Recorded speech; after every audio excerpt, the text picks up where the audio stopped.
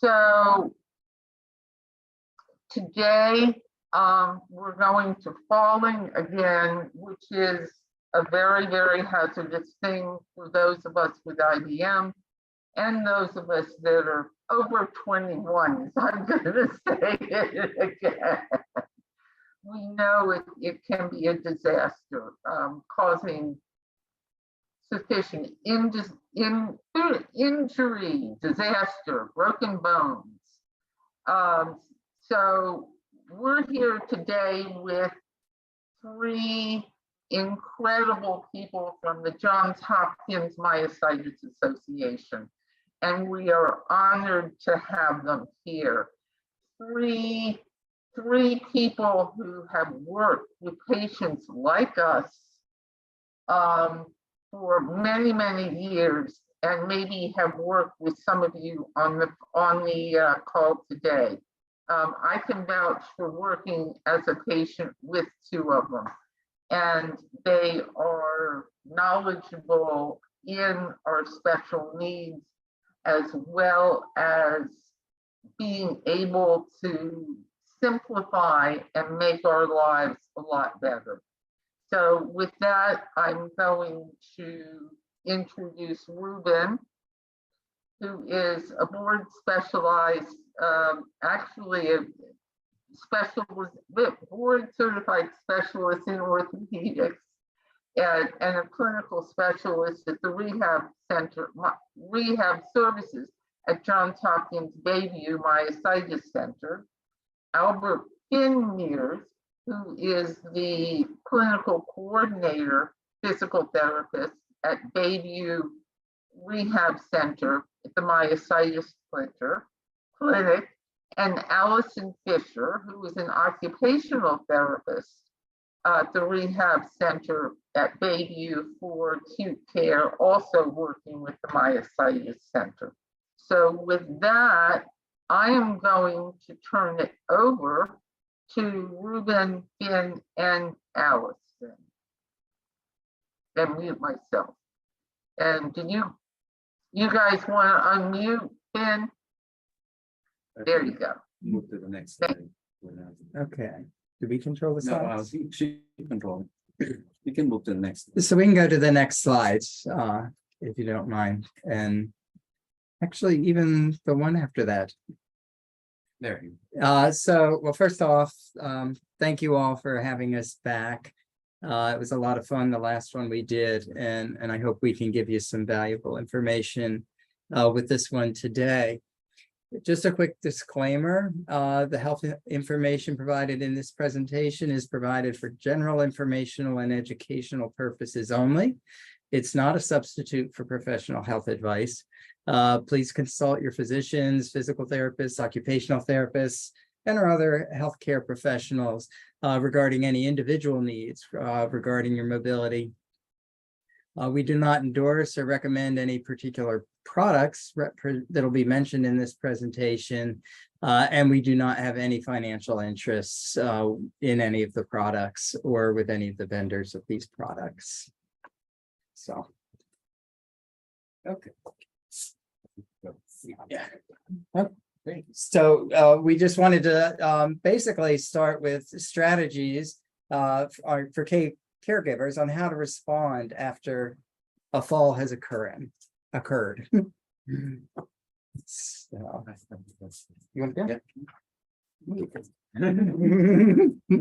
Sorry. Next slide, please. So, so if your loved one, if there are any caregivers on this webinar, this is the next few slides will be for you. So if your loved one has fallen and they are unconscious and unresponsive, stay calm and call 911 immediately, and try to make sure that the immediate environment is not hazardous or is no safety hazards, and try to examine for any injury on in your loved ones. See if there's any bruising, any bleeding, any signs of broken bones. And then while you're waiting for the 911 to arrive, if you can check the vital signs, try to check for respiration, for breathing, if they're breathing. You can look for chest rise, or you can, put your cheek close to their mouth or nose and feel for the breath. Check for any pulse. You may check the pulse on the wrist or on the carotid artery in the neck, and check if the pulse is like, is it too fast or too slow? These are the information that you will tell the paramedic when they arrive. And also check for any skin coloring. After a person fall, they may be bleeding inside and the body is in shock. And one of the manifestation of a person in a state of shock is their skin gets pale and they get cold.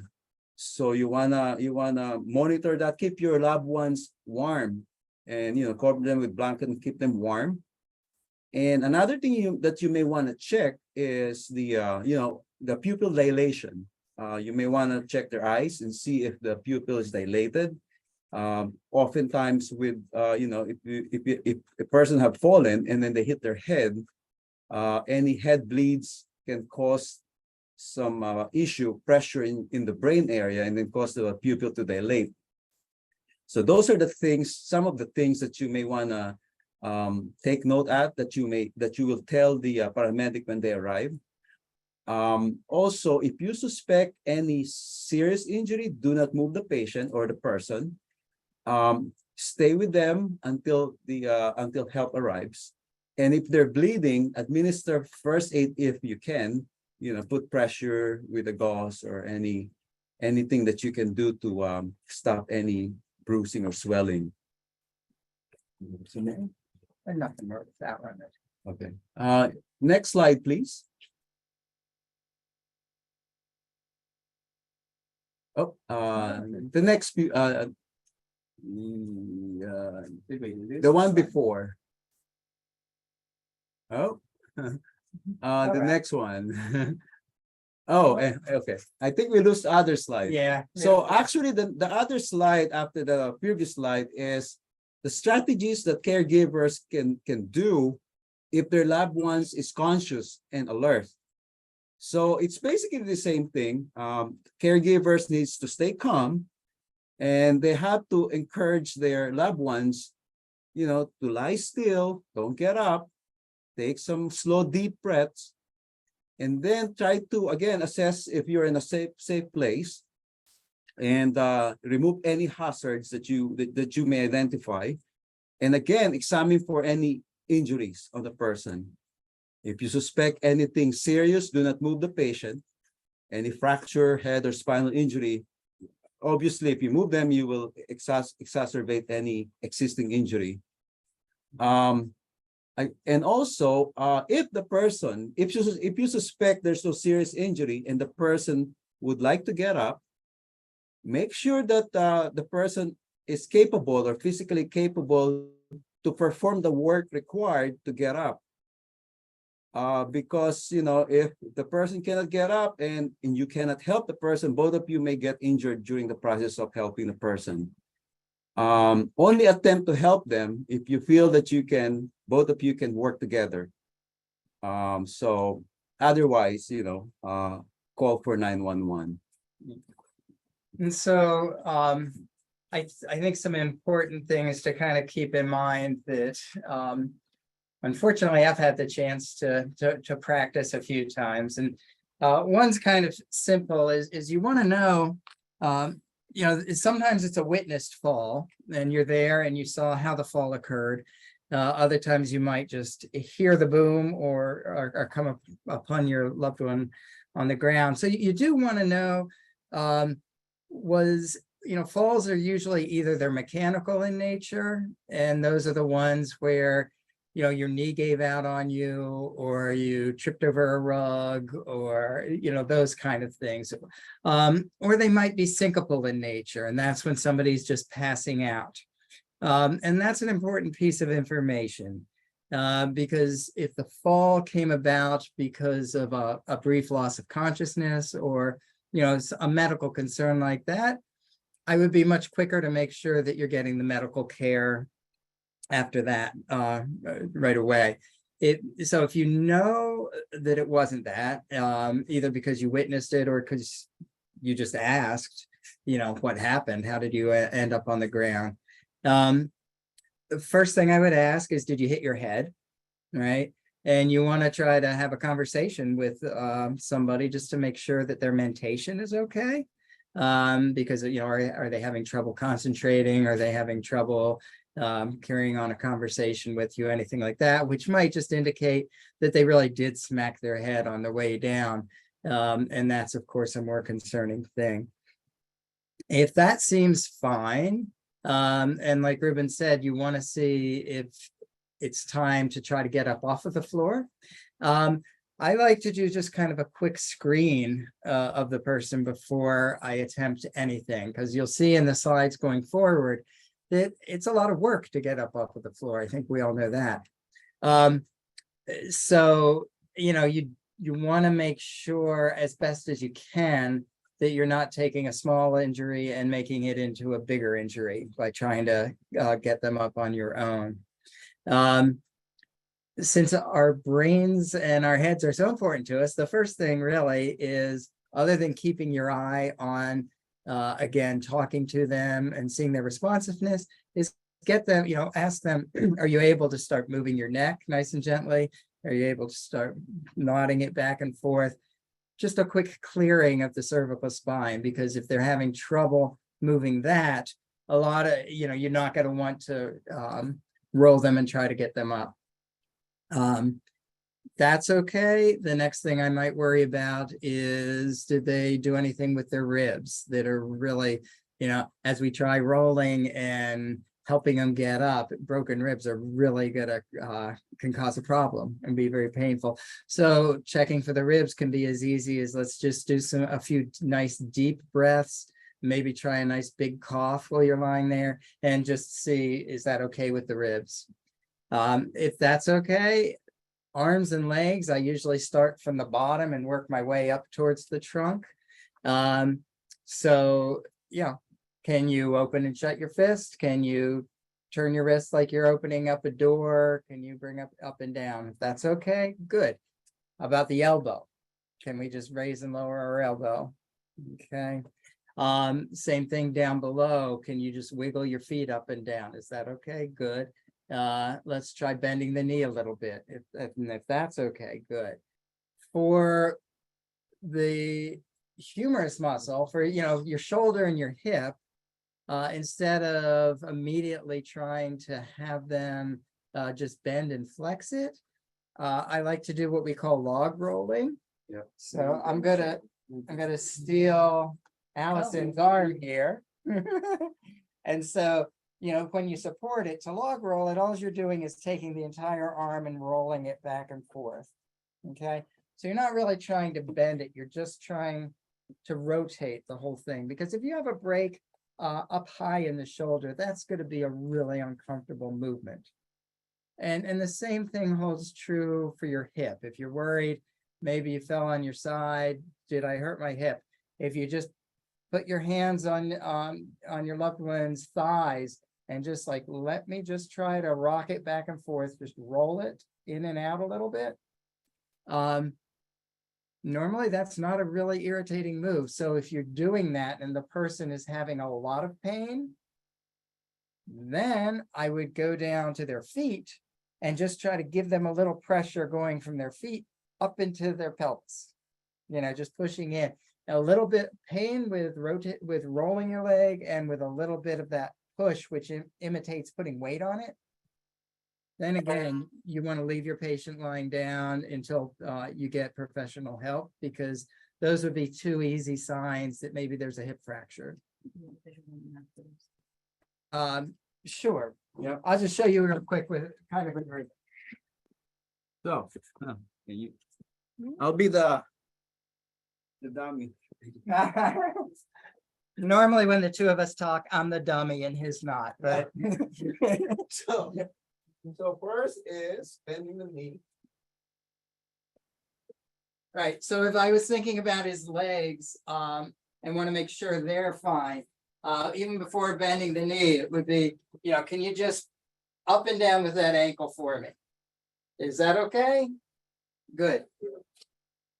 With a little bit of support here, you're able to bend that knee and flatten that knee. Okay, if that's okay, then I let him rest that leg down and I take his thigh and his calf and I just start to roll it. If that's exquisitely painful, I would stop there. If that's okay, then I come down to his foot and I just go straight up, like I'm just pushing his leg into his pelvis a little bit. If that's okay, then you can be, I'm not saying I can rule out a hip fracture, but I would be willing to try to start moving a patient after that. If those two things, if you can't do that without a lot of pain, that's where you stop. You leave the patient there until 911 comes. Okay. It's almost the same thing with the arm, a little harder to see, but again, just kind of rolling it. And that'll tell you what's going on up in the shoulder pretty easily. Okay. The lag roll. So the lag roll is so you don't want to twist. You don't want to twist when you roll the patient to the side.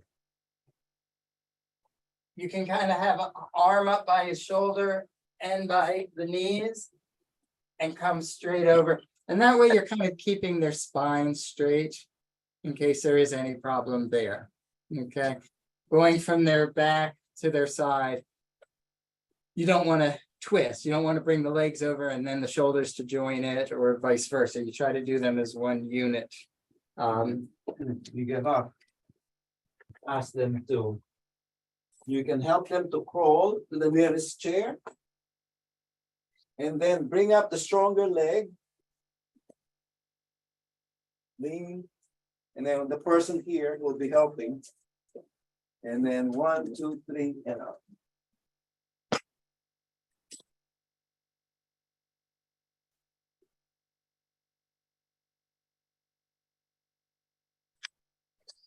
Good. Yeah. Okay. Okay. Then we'll go to the next slide. So, so these next few slides are the strategies that you can do if you have fallen. So again, having a fall can be really, really scary. So you need to, before you try to stand up, take a moment to process and digest what had happened and force yourself to take several slow, deep breaths. Relax and let your mind recover from the shock of the incident of what happened to you. You'll be better off approaching the next few steps that we will talk about with a level head and more relaxed. So it's, your first inclination after experience a fall is to jump right back up, but that sometimes can do more harm than good. So getting up too quickly or in the wrong way can cause or exacerbate an injury. So instead, take some time to evaluate the situation, examine yourself for any injuries, as we talked about in the previous slide. It's also a good idea to, always have a phone or any medical alert device on hand, just in case you fall. You can call somebody or call 911. If you feel like, or if you're confident that you haven't broken any bones or experienced any serious injury, you may search for the nearest piece of sturdy furniture. A chair would be ideal.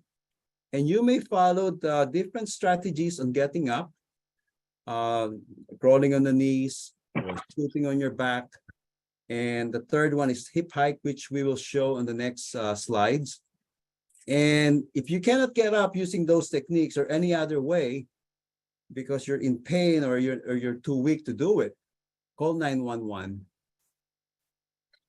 Next slide, please. So everybody knows how this crawling on knees works.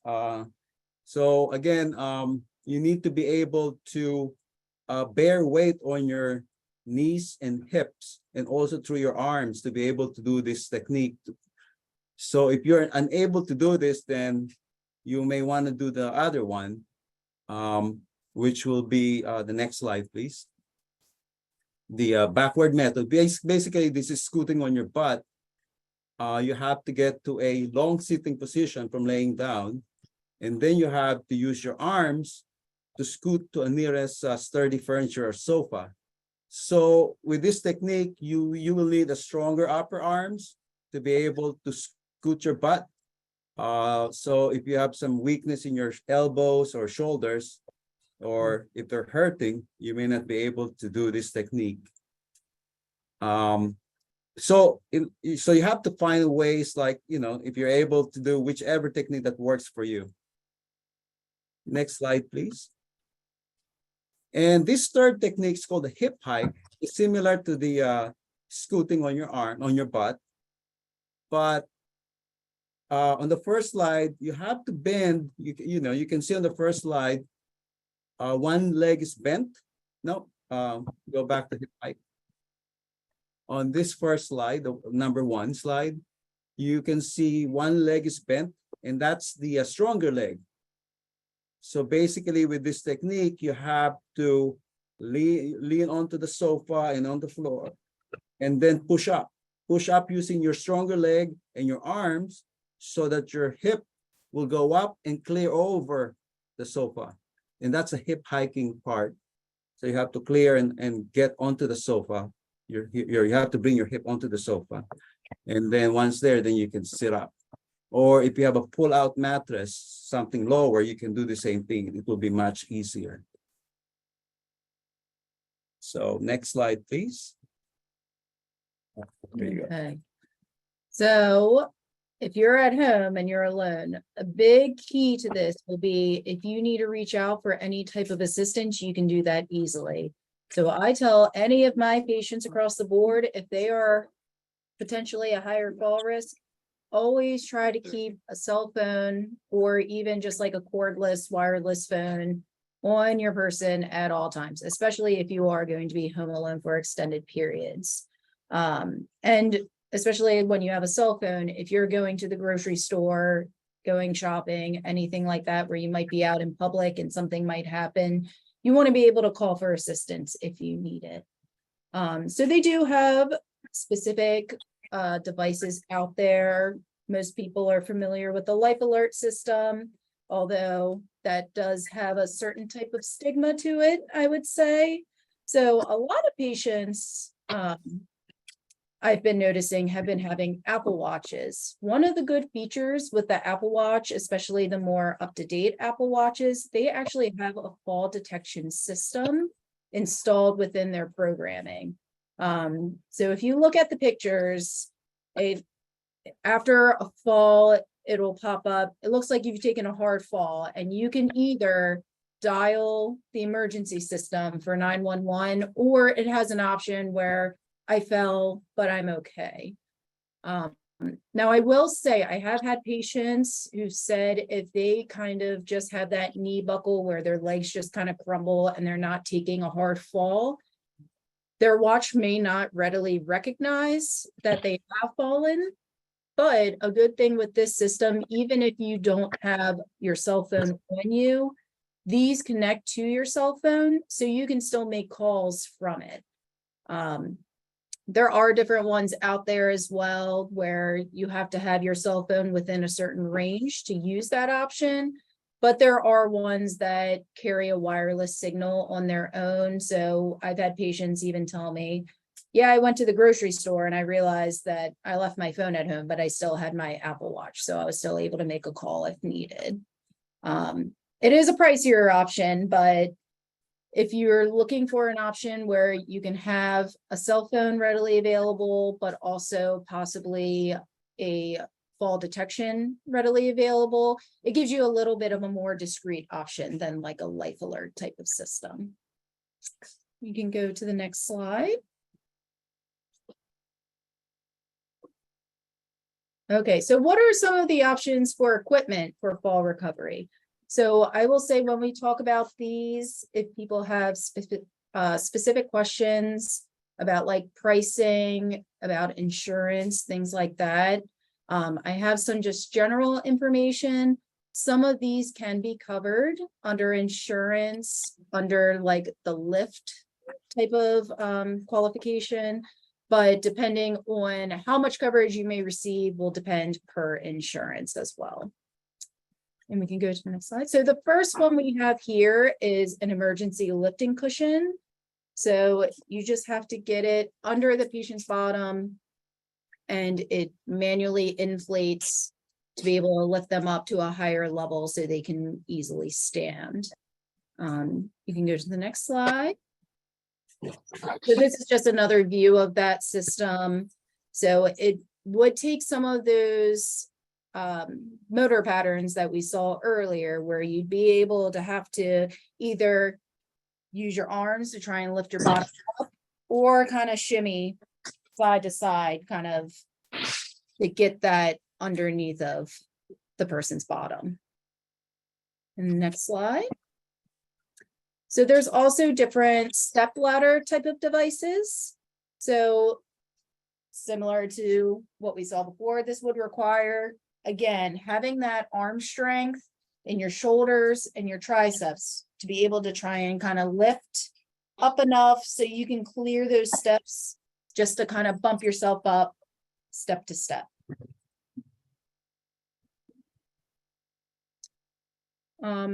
This option is,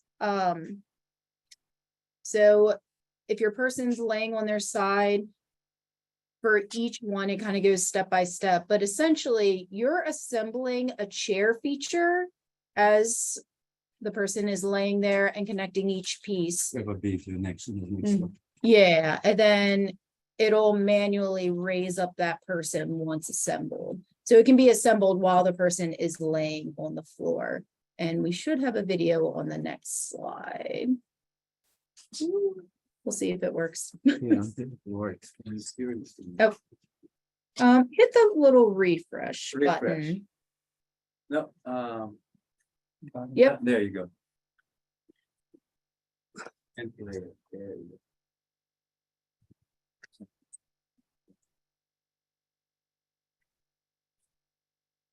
Okay, so they're retrieving it, kind of fairly compact storage for that device, bringing it over.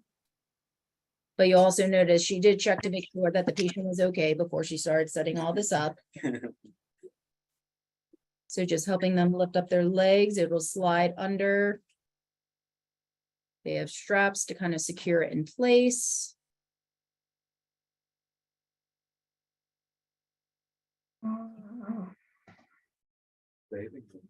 No, my fault, sorry. No worries.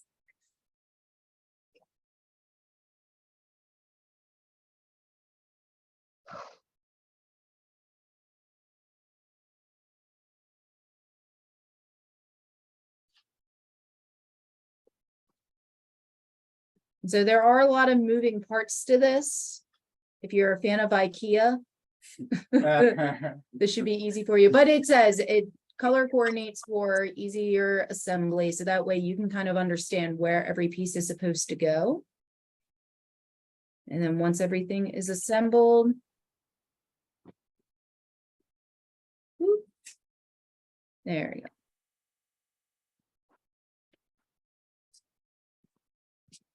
But then it'll lift up. Now I will say, looking at that device, it looks like it could be a little bit of a lower seat, maybe a little tilted back. So it could still be a tad difficult depending how you do getting up from seated surfaces, but it does give you an option versus just coming up from the floor. All right, we can go to the next slide.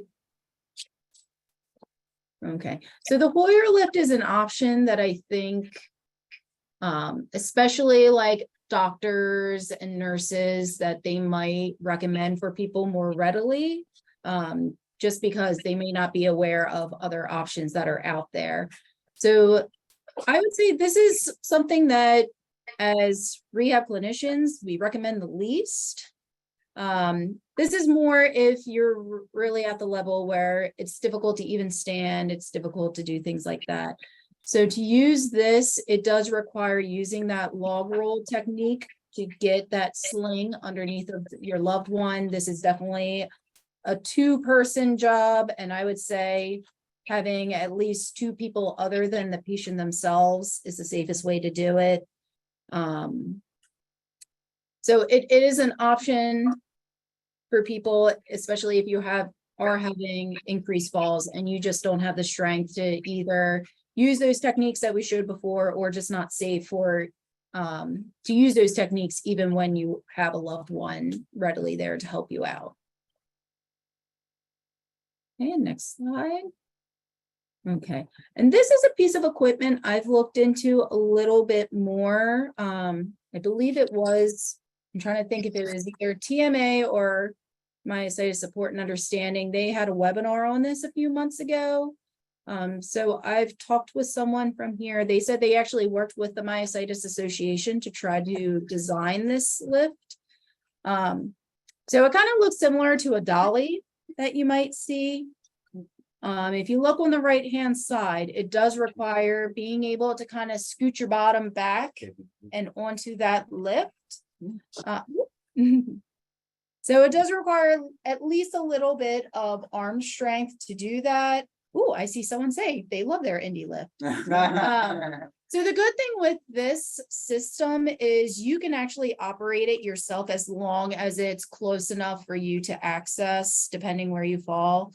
I would recommend, if you are someone who knows that you have a tendency to experience falls, especially in the home, and even if it's in a particular area of your home, it would be a good idea to set this up in that spot. So they actually said for people with myositis, there's a specific one that they would recommend. Let me double check, but I believe it is the PPU-S. This one will go to 30 inches, while as the other one only goes to 20 or so inches. They have an option for it to tilt forward. For our IBM folks, I would just say keep it flat. Don't let it tilt forward because you might end up on the floor again. We don't want that. If you have less trunk control, they do have a seatbelt type option to kind of keep you secured in place. Those grab bars have to be, you can flip those out of the way if you need to. You do need to have that arm strength enabled to get yourself on there. That is a very good point. But if you have that arm strength and it's really more the leg strength that's making it difficult to get up from a fall, this could be a good option for you. And then this is just some of those websites we included the last time, just in case anyone has more information or more questions or want more information regarding falls, falls prevention, home modifications, and home safety, and different things like that. Okay. Okay, ladies, we're not getting very many questions. So can I just, Ruben and Allison, can we just go back for a second? Couple of questions on once we had Ruben and Finn doing those fantastic demonstrations a minute ago, but is it possible to ask again to demonstrate, you know, getting up? I mean, for me personally, and I don't know from anybody else, but that's something that is very difficult to do. Maybe I'll say, huh? Yeah, and I do think someone had asked if yeah. we do more demonstrations to. I will, yeah. Yeah, yep. Okay, So which so one? We have the, we're gonna stop the share just for a minute See. and let. see, I'll demonstrate the scrolling on these. Okay. So hi. So we'll demonstrate the crawling on knees method first. And again, just because there's the shock of the fall, There's some possible aches and pains and stuff like that. He may be able to do it, but it would be good if you can be there to assist in any way needed. So normally, if I'm alone and I fell, I will roll on the side, obviously, roll on the side where it doesn't hurt. You know, so first thing is unassisted. Yeah. Bending, I'll bend the leg. If I can bend both knees, I'll do it because it gives you more leverage. If not, I don't know. Let's say I can bend this leg. I'll do that. You can do that. Or what you do is you want to use your leg to push. So you want to go to a like crawling position, right? Like you gotta sit up. So another thing you want to consider is you want to push up with this with a stronger hand.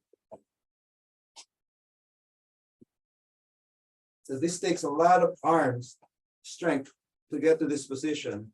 And then this is the harder part. It's going this way to all fours. So what I will do, I'll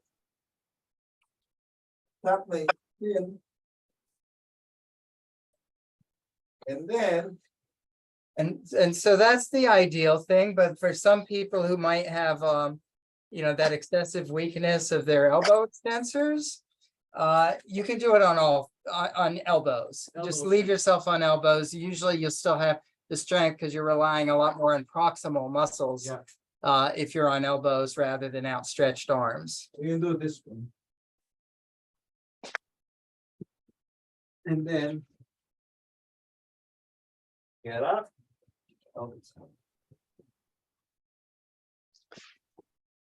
So walk with your knees. I'm doing this. Make sure it's sturdy. So what I will do, I will lean forward. Now this takes a lot of arm strength to get there. So if you can lift the stronger leg up, I'll push from here.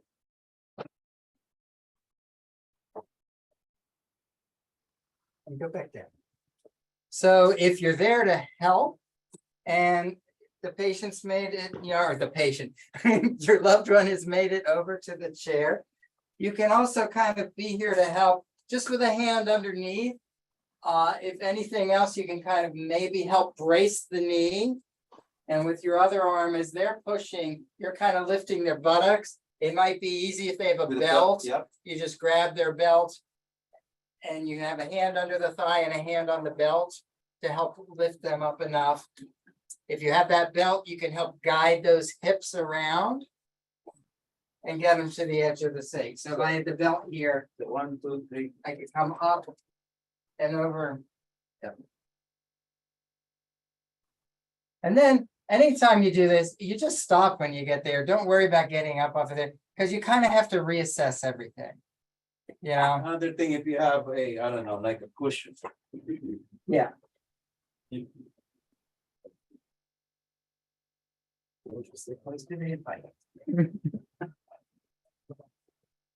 That's hard though. Yeah. It's difficult. So I'll bend the stronger leg and then just clear. Yeah, and that's kind of going into the one where you're scooting back on the bottom. And demonstrate the scooping. Yeah.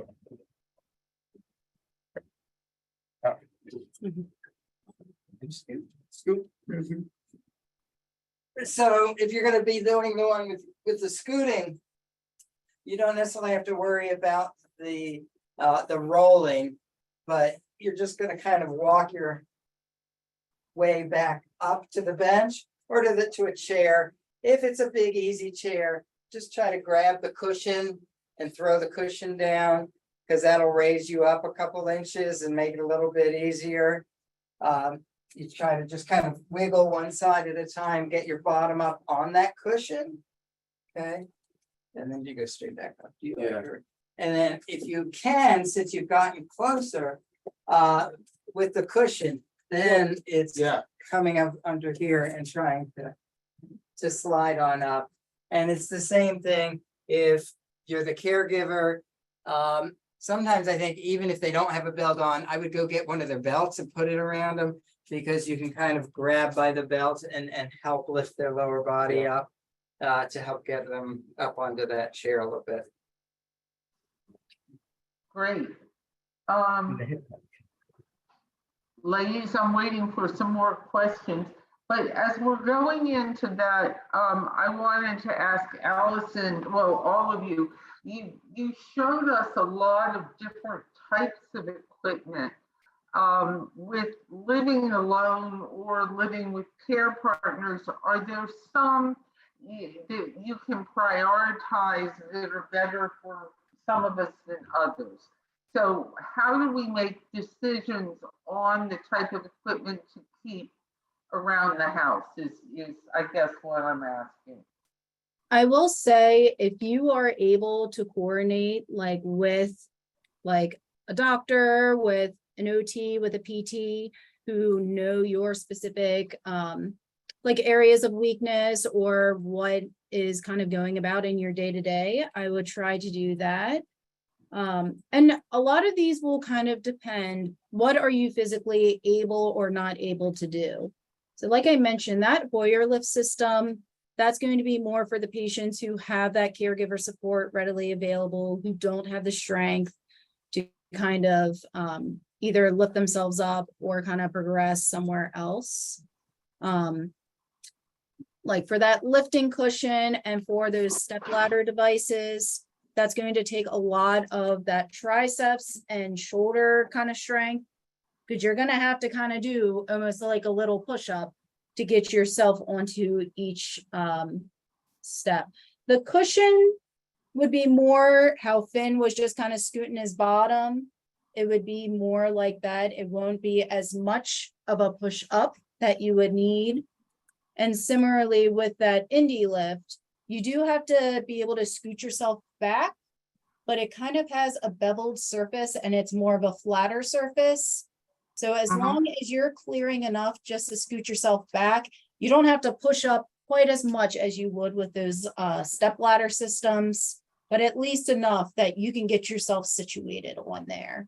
But if you are very interested in looking into these options, I would try to coordinate with a professional who knows you personally and can kind of figure out, what are we able to do? What is going to be safest in this situation? How can we best meet these needs? Do you think like the very first step might be that life alert or the phone? Or Yeah, I would say starting off with at least having an emergency alert type of system is the easiest and best way to kind of start.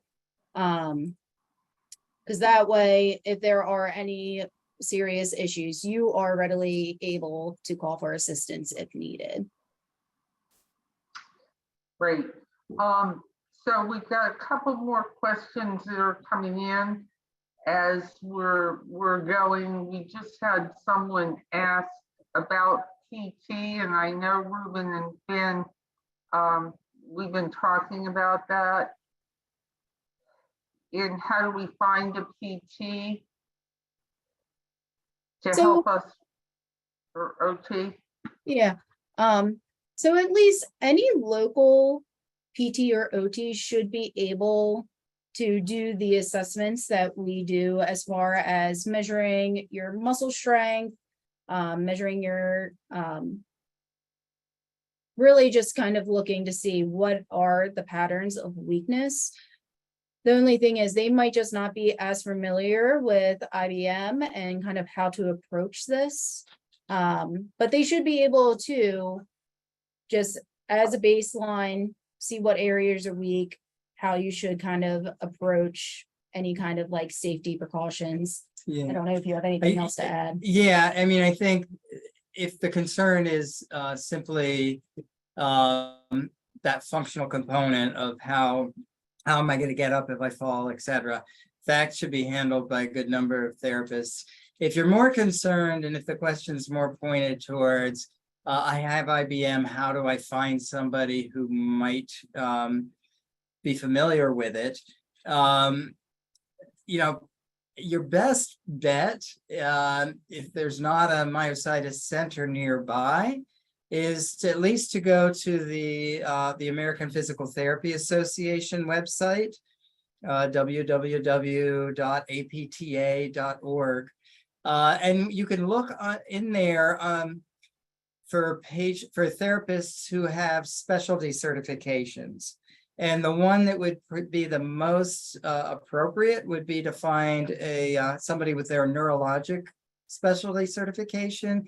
And then at least you know that you're going to be dealing with somebody who has spent an extra pretty significant amount of time studying some of the neurology, which includes the neuromuscular diseases like IBM.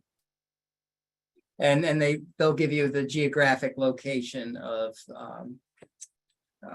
therapists that have passed that certification. Great. We've got a lot of things now. I don't know if are you guys. Let me see. Somebody mentioned that Jerry King, who's another IBM person, and thanks Lori, has a video on using some sit to stand. So it's in the chat. Contact us if you would like to see it. Dawn? Oh, I was about to say, so a sit to stand could be helpful. I will say they are a bulkier piece of equipment. We use them in the hospital here and in our intensive rehab. So it certainly would work, but you would need the space for it because it is a very bulky piece of equipment.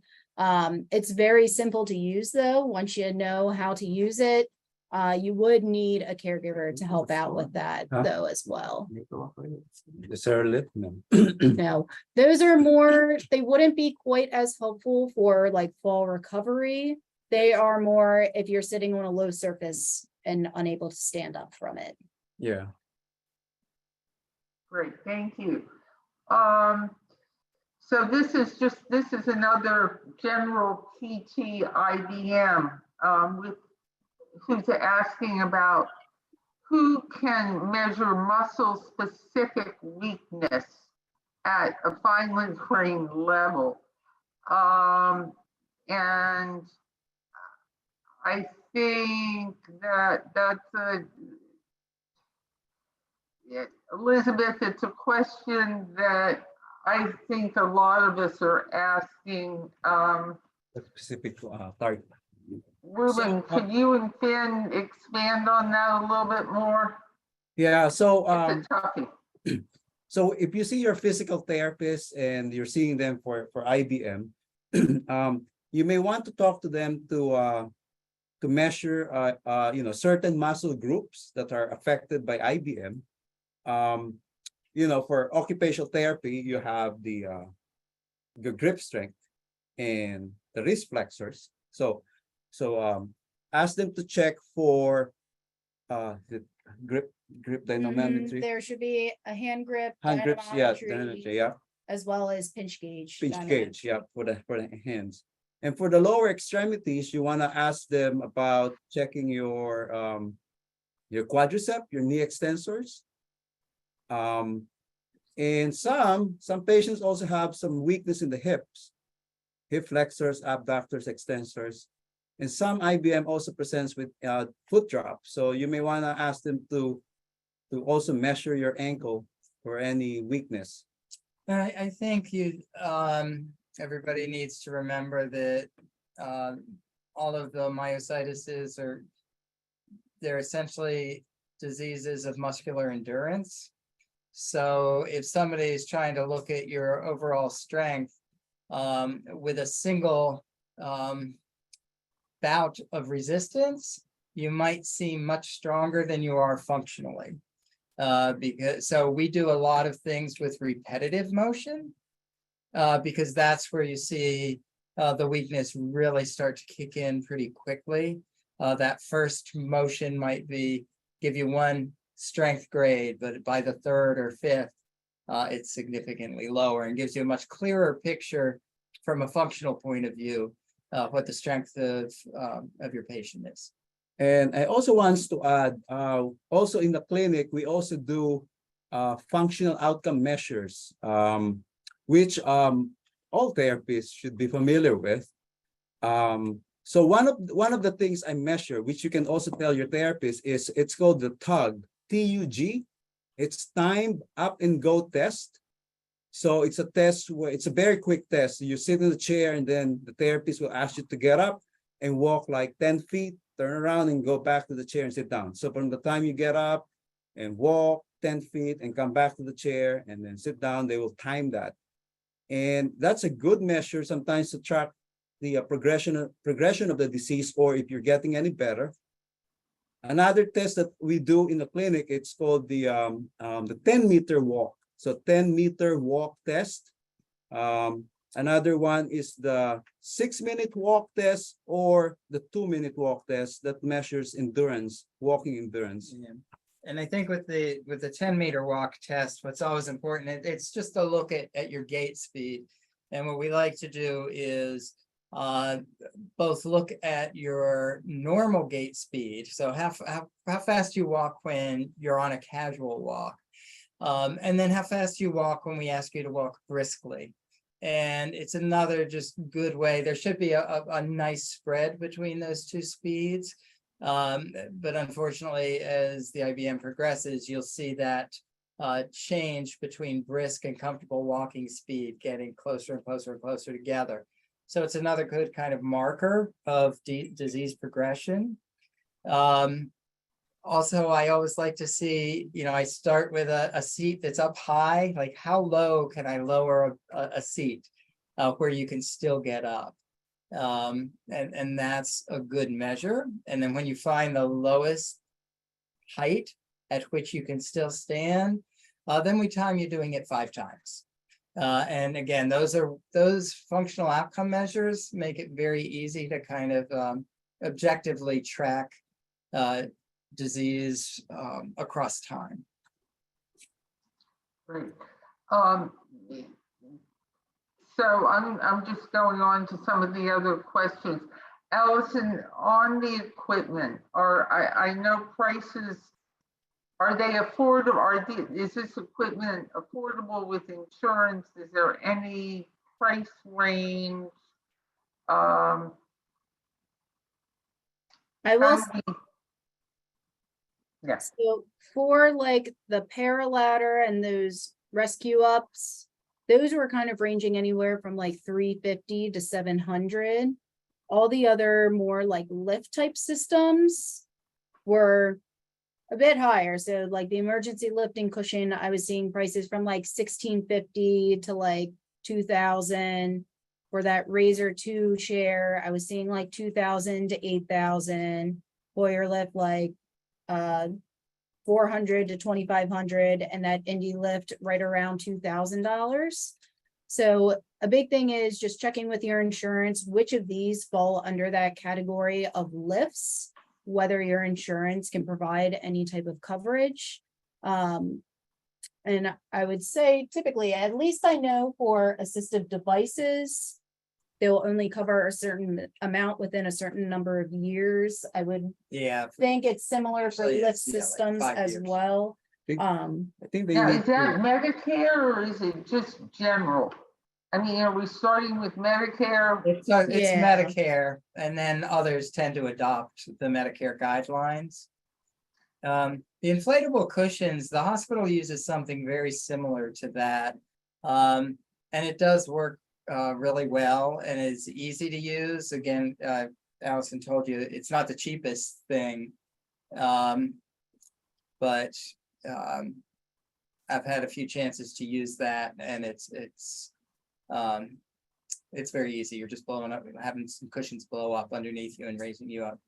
And that's also why it's a good idea to speak with your doctor about this, speak with other rehab professionals about this who are seeing you clinically, because they can really assess what would be best for you, as well as maybe give a referral for some specific types of equipment. So that way you can try to get the one that is best going to meet your needs, but also get whatever type of coverage you can possibly get to try and help with securing these financially.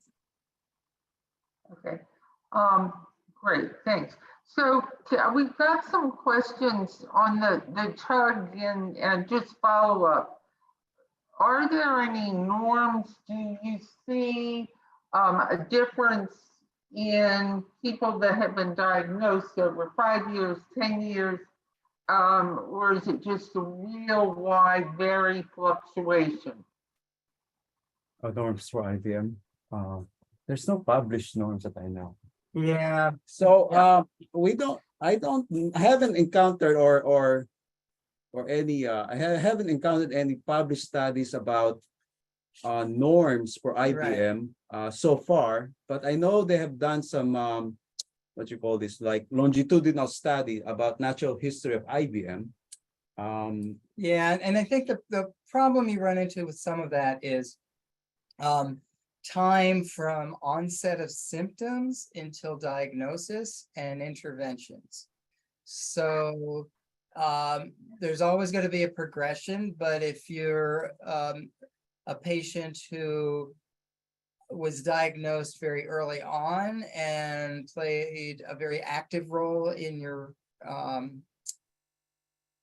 rehab, the progression is a slower progression, typically a much slower one, as opposed to people, because it's so common, you hear it all the times. It's like, yeah, 10 years ago, I started having a little bit of trouble getting up out of a chair, going upstairs. I thought I was getting old.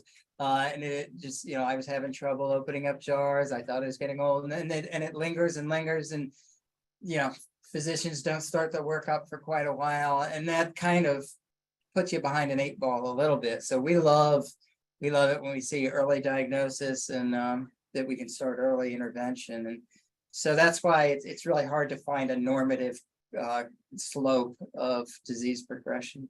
And I'm just going to make one of the comments on disease progression is actually we were asked to build it.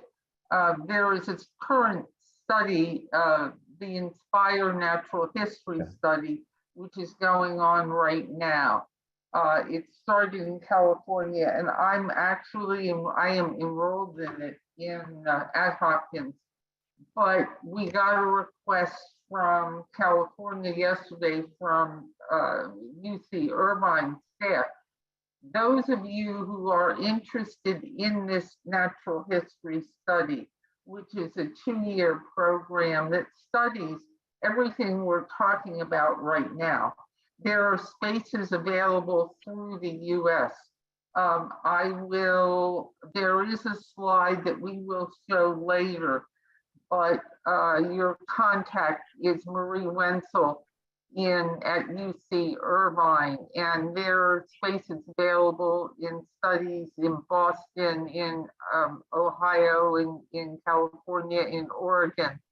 So that may augment some of the things that you're asking. These are things that we're trying to get information on currently.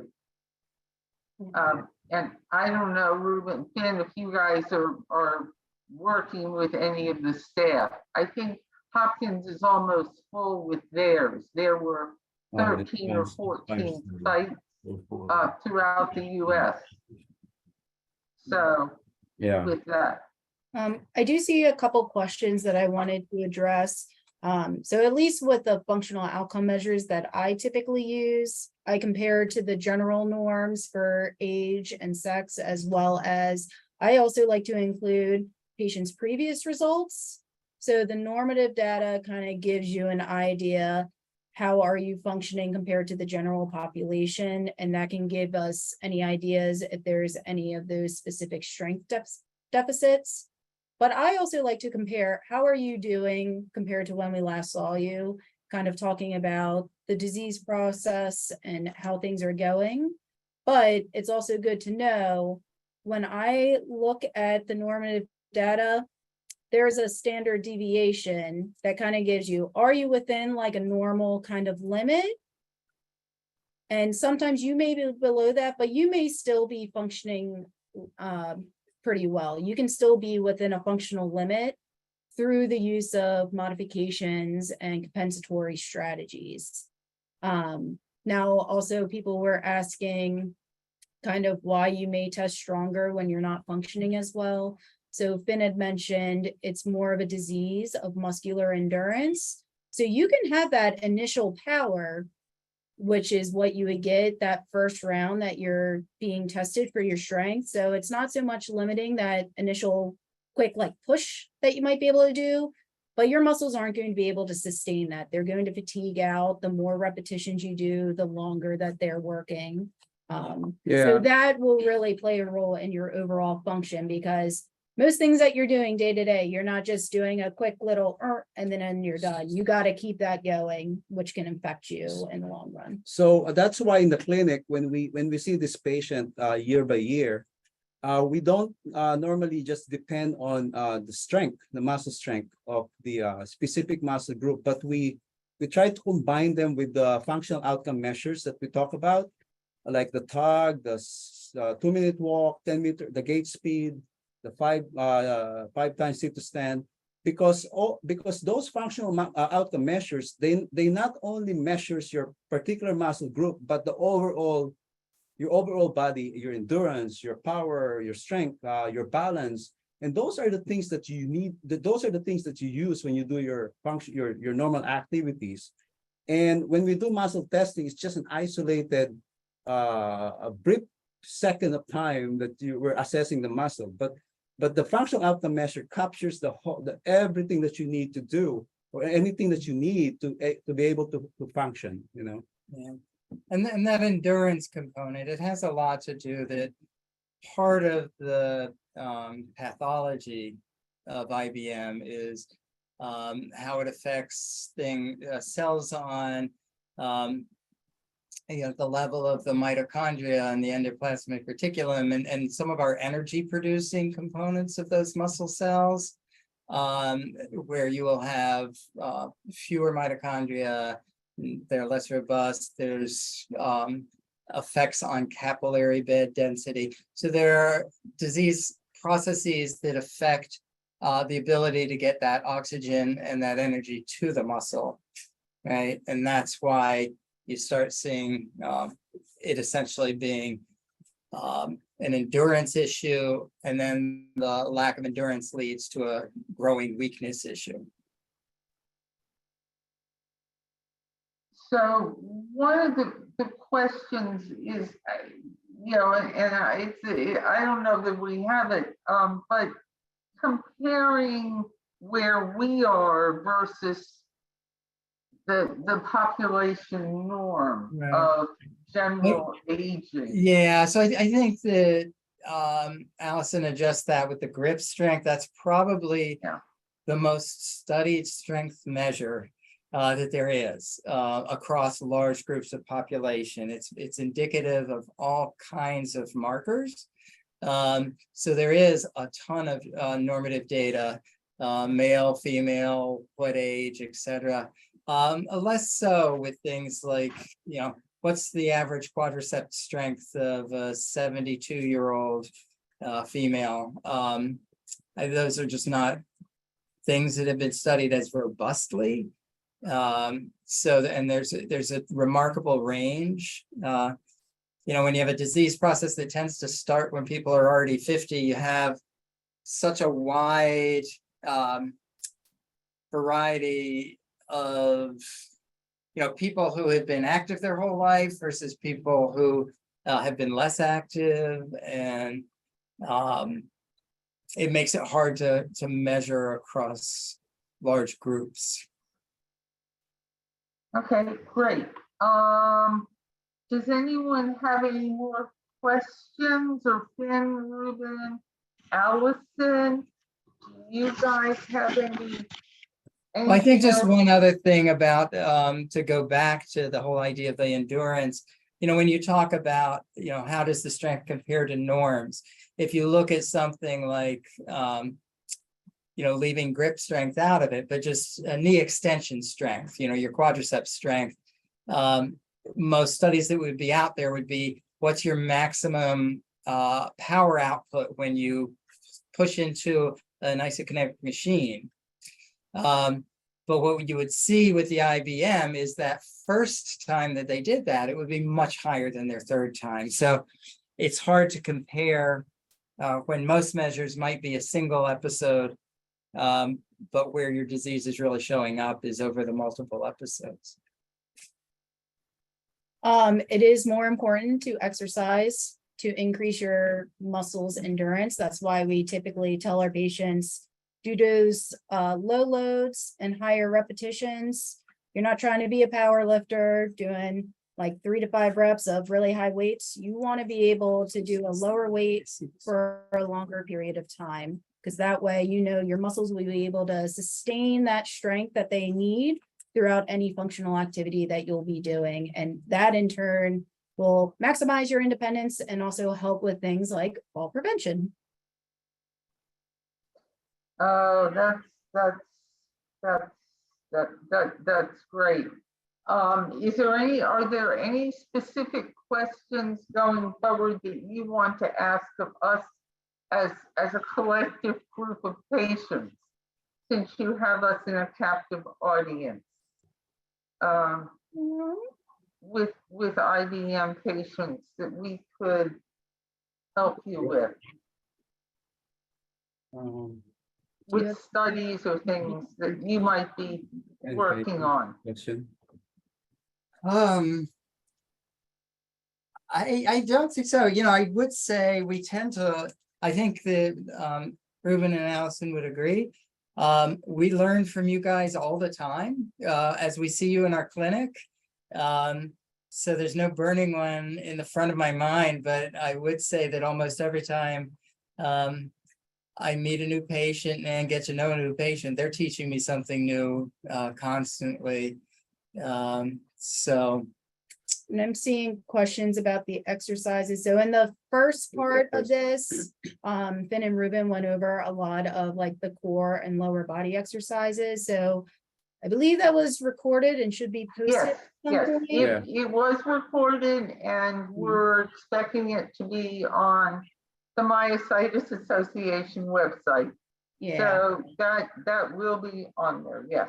And someone asked, like, should you do your exercises every day? What I typically tell my patients, as long as you're not over fatiguing yourself to the point where it's affecting your safety and function, that's okay. But if you're doing them every day and it's kind of causing a detriment rather than helping your overall function, you can scale back a little bit, give yourself like a rest day. So one of the other things is, how does a patient get an appointment with the Myositis Center rehab group? That's been. Yeah. Well, so the $75 million question. Yeah. No, I think the first thing is some insurances we still need a physician's order, some insurances we don't. That order does not have to come from a physician in our myositis group, although we have an incredible group of physicians. If you get a referral sent, or if you call specifically here at Bayview, you know, get a referral sent to Johns Hopkins Bayview Medical Center, or call our outpatient department, 410-550-0414. You just have to let them know that what you're calling about is myositis, and that will direct the referral to one of us. And we also have a few other people that also are seeing the myositis patients with us. There's Teal Tasker, who's a physical therapist. There's Lauren Burgess, who's another occupational therapist. And then we also have, you know, Barbara Zika, who sees them, and Megan McGowan, both occupational therapists. And we're hoping to bring on in late August a new PT who will also be working with the myositis group. His name's Anthony Wynn. So, but getting a referral or calling here at Bayview and just saying it's for myositis, rehab for myositis, it will be directed to us. Great, thanks. So one other quick question there, blood flow restriction and physical therapy with IBM. Is that something we can talk about? I don't know if it's being offered through any of you at Hopkins. More therapy. Um, She asking about it? See, asking. blood flow restriction, physical therapy, using the bands for blood flow. No, the blood PFR. flow restrictions stuff. Yeah. Yeah, I mean, my personal experience has been very much 50-50, whether people like it or they hate it. What does it work? It certainly, there are some studies showing it works well in a healthy population. Like I said, I've had real mixed results with the IBM patients that we have tried it on. It's some love it, some hate it. I think that what I had hoped early on was that it would be a very useful thing for advanced disease. And it's actually what that's turned out is the opposite. So I think that it's a better modality if you're catching the disease early on. But I also, it's not that well studied within the patient population, within the IBM patient population. There's just a couple studies out there with fairly small numbers. And what I always wonder when I've read those studies is when people make the investment in the units, they tend to be much more compliant with their exercise programs. And I don't think it has been very well studied whether if you had the same compliance, would you get better results from using the blood flow restricted units as opposed to just, the recommended protocols with blood flow resistance are pretty rigorous. And so I think it's a little up in the air that way. Still, I don't think that's been studied well. Great, thank you. So with that, I'm Ruben, Finn, and Allison. I know that on behalf of the women with IBM, we can't thank you enough for helping us with as we're on this IBM journey and all that you do for us in educating us and helping us make our life a little bit better. And just, I know that we're talking about hopefully some other things down the road that you're going to be able to share with us as a group of IBM patients. But we can't thank Johns Hopkins and the Myositis Center enough for your incredible knowledge. With that, I mean, I think we all need to give it a shout out and kudos to our team. So thank you guys very, very much. And I'm going to take this back just to finish up and let you know of a couple of things that are also going on with the Myositis Association. Moving forward, if you have any questions, please, with any of your questions, please send them to womenwithibm@myositis.org. So womenwithibm@myositis.org. I'm gonna have to go back into our PowerPoint as we finish today on where we were. I'm not as good at multitasking as some of the rest of you guys are, but we're getting it in, sharing my screen. Here we go. So let's go to the end of where we are and talk about I hope you can see it now. Question and answers. Please put them, if there are more questions that you have, please put them in the chat and we will email them to you. Any specific questions, please put them in the chat. So want to go and talk about the next 3 programs that we have. Our next meeting again is going to be August 15th from noon to 1:30. We're going to go back to our breakout rooms and networking and talk about some of IBM and personal hygiene. It's real broad, but between now and then, we're going to give you more information. There's so many things that unfortunately we have to deal with on day-to-day living with IBM. And one of the reasons for this group is so we can talk about it amongst ourselves and share ideas and learn from others. So that's going to be a networking, non-recorded program.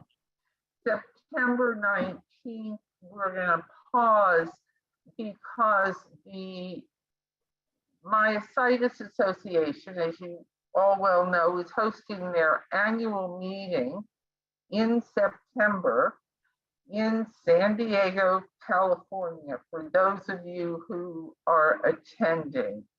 And it's going to be a great, great program. I did hear the virtual component it's not going to be an online virtual component as it was last year, but there are going to be recordings of all of the presentations that will be available after the program. And our October 17th meeting is a note, we're going to change it from noon to 7 p.m. Eastern.